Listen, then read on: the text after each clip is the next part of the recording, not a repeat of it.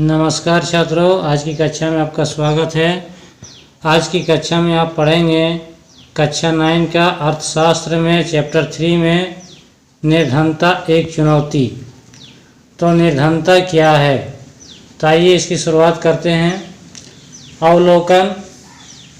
तो इस अध्याय में निर्धनता के विषय में चर्चा की गई है, जो स्वतंत्र भारत के सम्मुख एक सर्वाधिक कठिन चुनौती है, और उदाहरणों द्वारा इस बहुआयामी समस्या की चर्चा करने के पश्चात यह अध्याय जो है सामाजिक विज्ञानों में निर्धनता के प्रति दृष्टिकोण की भी चर्चा करता है, और भारत तथा विश्व में निर्धनता की प्रवृत्ति को निर्धनता रेखा की अवधारणा के माध्यम से समझाया गया है, और निर्धनता के कारणों एवं सरकार द्वारा किए गए निर्धनता निवारण के उपायों की भी चर्चा की गई है।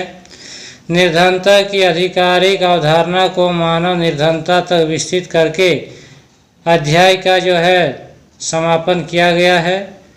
परिचय में आते हैं। परिचय क्या है, तो अपने दैनिक जीवन में हम अनेक ऐसे लोगों के संपर्क में आते हैं जिसके बारे में हम सोचते हैं कि वे निर्धन हैं, और वे गांव के भूमिहीन श्रमिक भी हो सकते हैं, और शहरों की भीड़ भरी झुग्गियों में रहने वाले लोग भी हो सकते हैं। वे भी जो है वे निर्माण स्थलों के दैनिक वेतनभोगी श्रमिक भी हो सकते हैं, और ढाबों में काम करने वाले लोग भी हो सकते हैं। छात्रों, ये दिखाया गया है काम करते हुए मजदूर।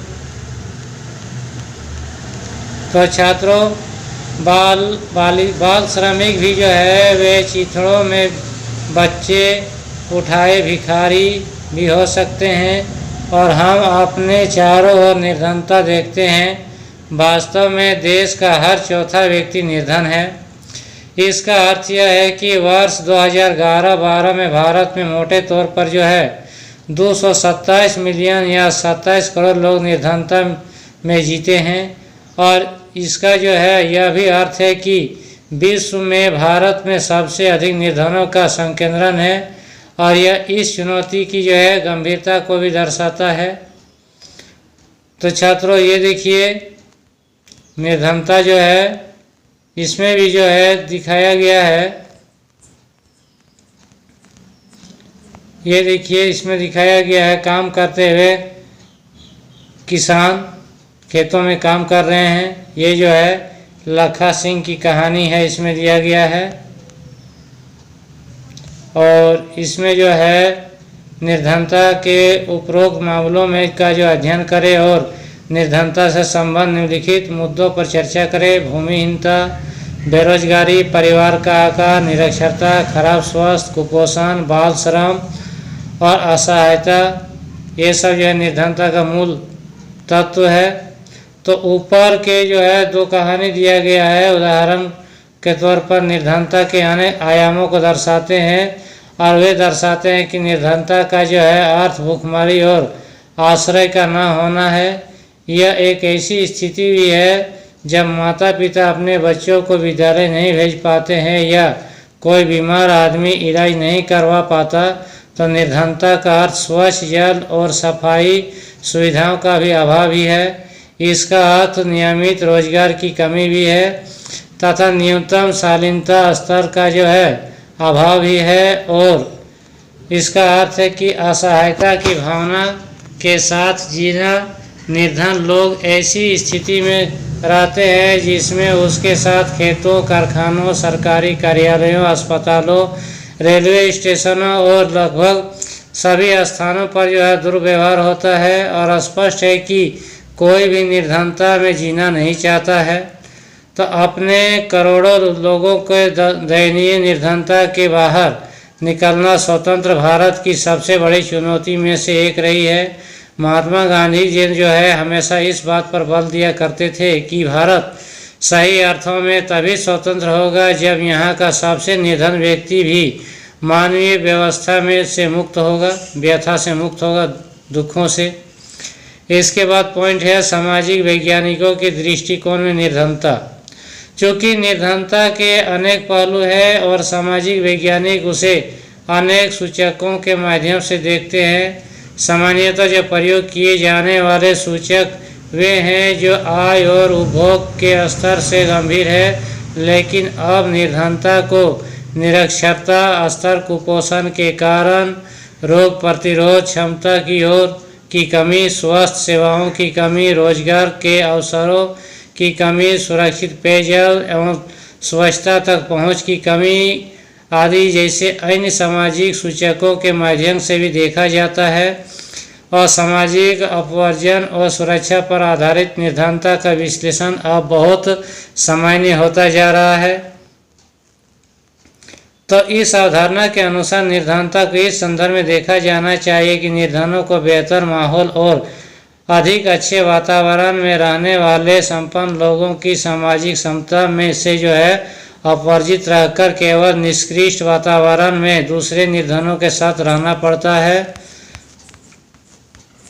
और सामान्य अर्थ में जो है सामाजिक अपवर्जन निर्धनता का एक कारण और परिणाम दोनों हो सकता है। मोटे तौर पर यह एक प्रक्रिया है जिसके माध्यम से व्यक्ति या समूह उन युवाओं, उन सुविधाओं, लाभों और अवसरों से अपवर्जित रहते हैं जिसका उपभोग दूसरे करते हैं। और इसका जो है एक विशिष्ट उदाहरण भारत की जाति व्यवस्था की कार्यशैली है, जिसमें कुछ जातियों के लोग का समान अवसरों के अपवर्जित रखा जाता है। और इस प्रकार सामाजिक अपवर्जन लोगों की आय ही बहुत कम नहीं करता, बल्कि यह इससे भी कहीं अधिक क्षति पहुंचा जा सकता है। असुरक्षा क्या है?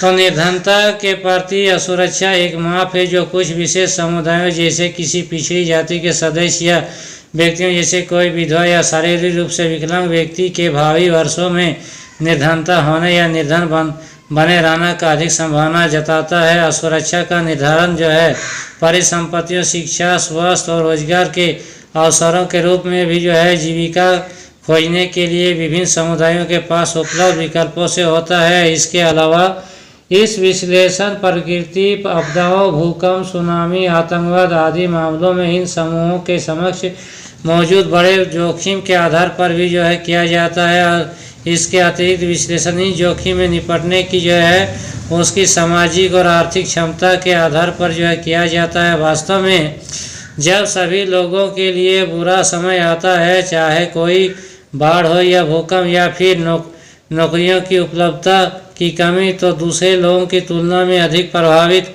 होने की बड़ी संभावना का निरूपण ही असुरक्षा है। इसके बाद है निर्धनता रेखा। निर्धनता रेखा क्या है? तो निर्धनता पर चर्चा के केंद्र में सामान्यतः निर्धनता रेखा की अवधारणा होती है। और निर्धनता के आकलन की जो है एक सर्वमान्य सामान्य विधि आय अथवा उपभोग स्तरों पर आधारित है, जो किसी व्यक्ति को निर्धन माना जाता है यदि उसकी आय या उपभोग स्तर किसी ऐसे न्यूनतम स्तर से नीचे गिर जाए तो मूल आवश्यकताओं के जो है एक दिए हुए समूह को पूर्ण करने के लिए आवश्यक है। और मूल आवश्यकता को पूर्ण करने के लिए आवश्यक वस्तुएं विभिन्न कालों एवं विभिन्न देशों में भिन्न है।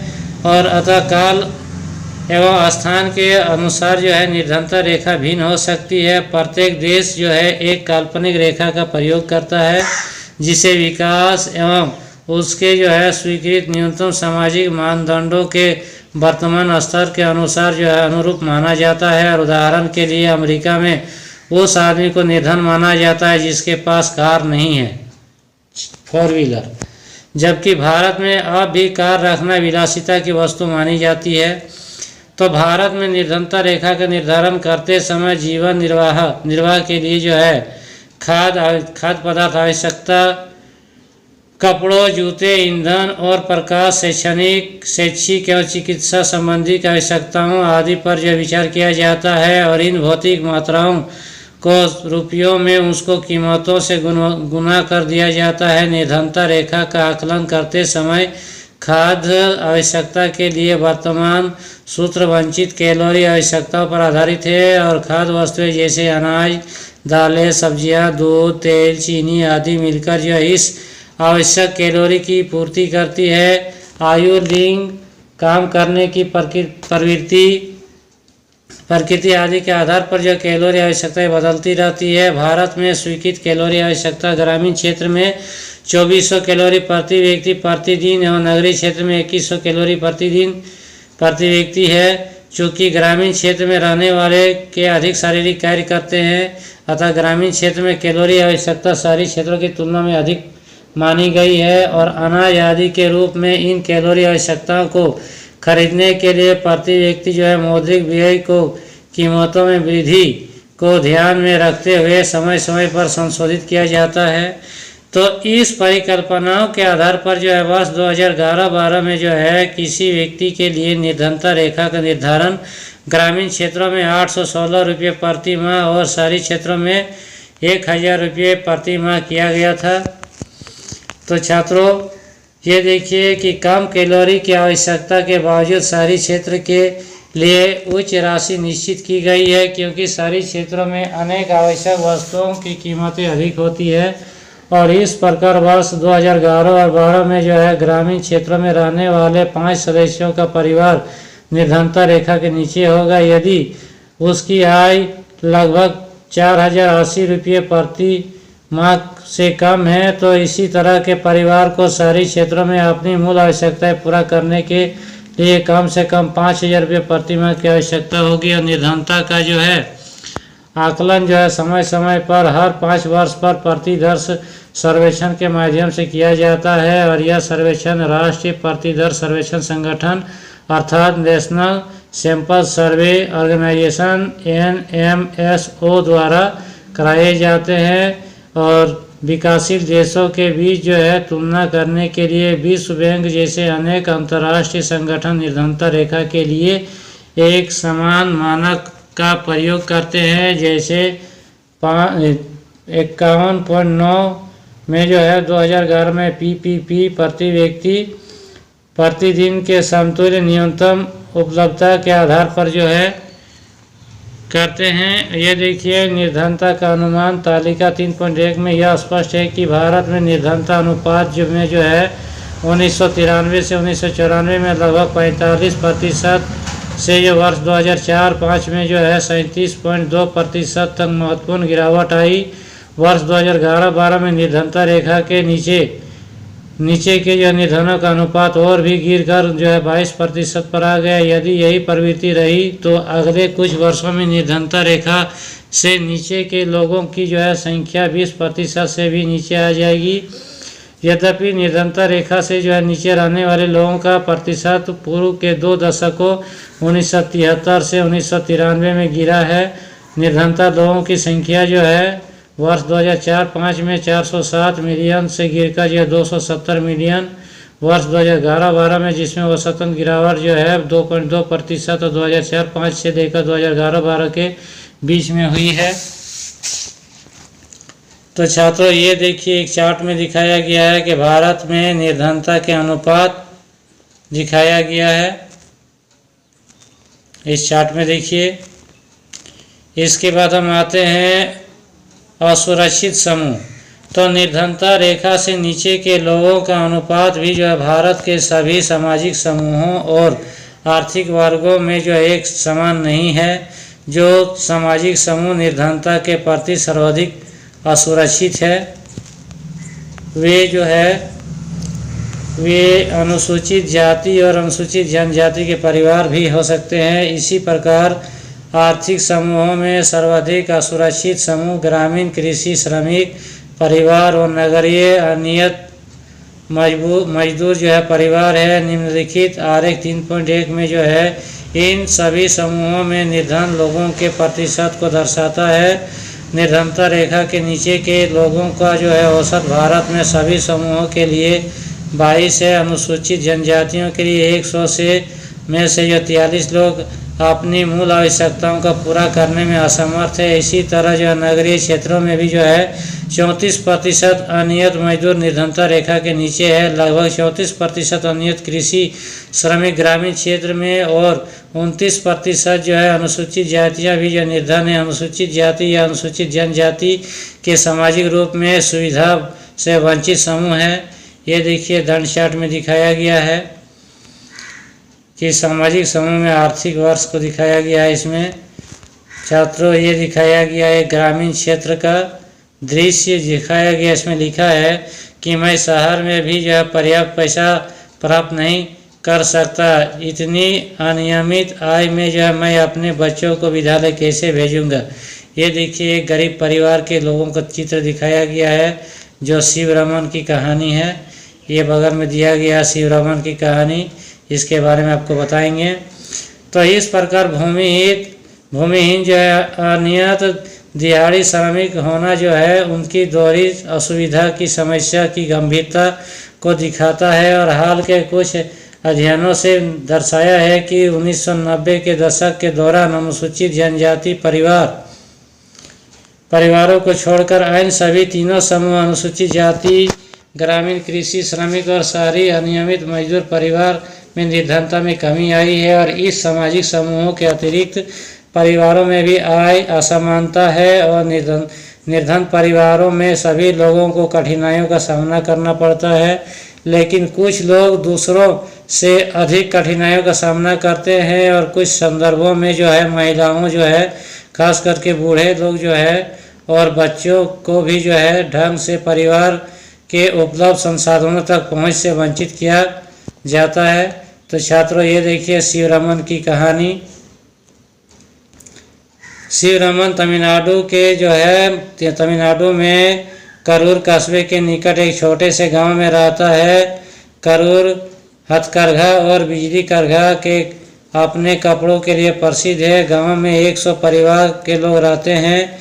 शिवरमन जो है आयुर्थ मोची जाति का है और अब वह जो है 160 रुपये प्रतिदिन के हिसाब से एक खेतिहर मजदूर के रूप में काम करता है, लेकिन उसे यह काम वर्ष में मात्र 5 या 6 महीने मिलता है और अन्य समय में वह गांव के दूसरे छोटे मोटे काम करता है। और उसकी पत्नी शशिकला भी उनके साथ काम करती है, लेकिन इन दिनों उसे कभी कभी ही काम मिल पाता है। यदि मिलता भी है तो उसकी काम के लिए जो शिवरमन करता है उसे 100 रुपये प्रतिदिन मिलता है। और परिवार में 8 सदस्य। शिवरमन की माँ 65 वर्ष की विधवा औरत है जो बीमार है और प्रतिदिन के कामों में से जो है उसे सहायता की आवश्यकता पड़ती है। और उसकी जो है 25 वर्ष की एक अविवाहित बहन है और उसके अपने 4 बच्चे हैं जिनकी आयु 1 वर्ष से 16 वर्ष के बीच है।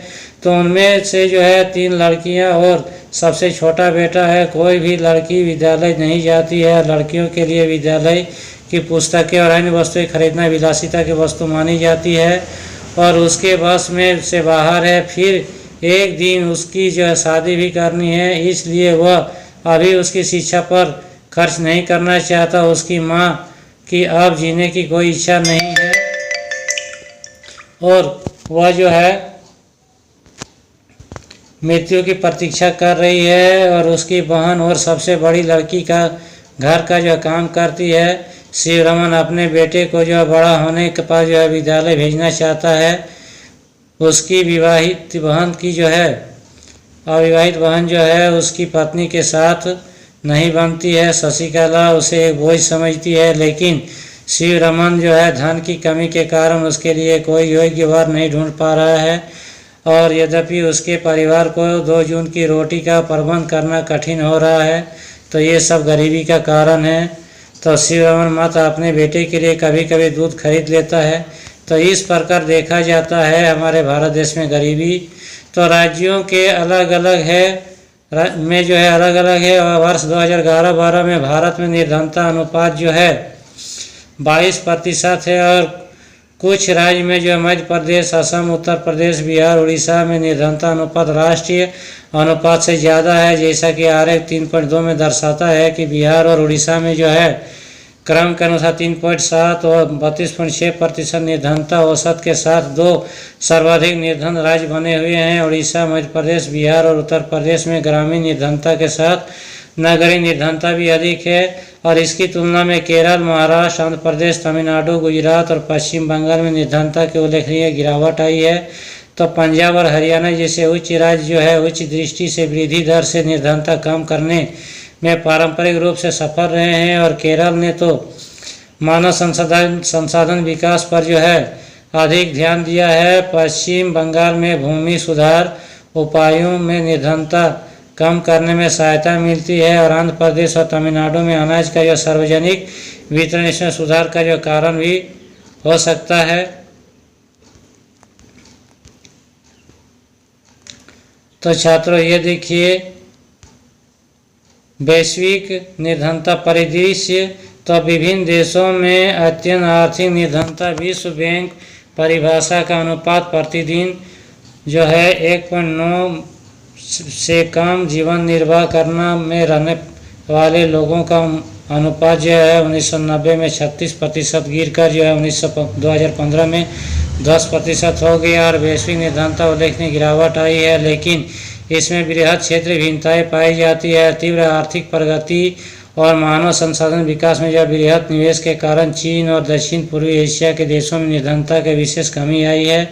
चीन में निर्धनों की संख्या जो है 1981 में 88.3% से घटकर 2008 में 14.7% हो गया है और वर्ष 2000 में 0.7% हो गया है।